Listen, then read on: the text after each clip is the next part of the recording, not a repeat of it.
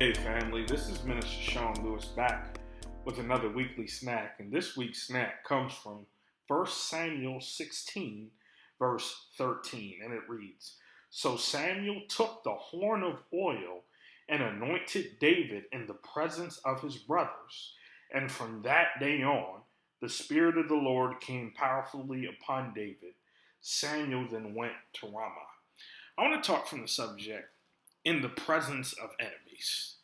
In the presence of enemies. Family, here we find in this text that we're looking for a king of Israel. And listen, David was not the first choice, but David was the last choice. Matter of fact, they looked at 7 people, Lord have mercy, 7 people that were David's brothers before they got to David. And they surely thought this one would be the king, that one would be the king. But however, David's brothers or his father did not believe that he would be the one to be chosen to lead.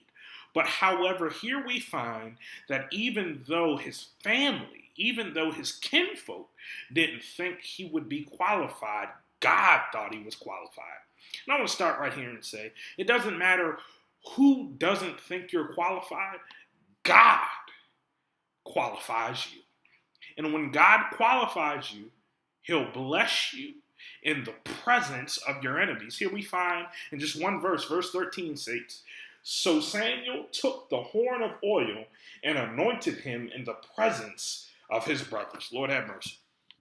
The very people who thought they would be the king, the very people who thought that they would be the leader, now have to watch David be anointed and the Spirit of God come powerfully on him. And I want to tell somebody right now that God is so good that he'll bless you in the presence of your enemies.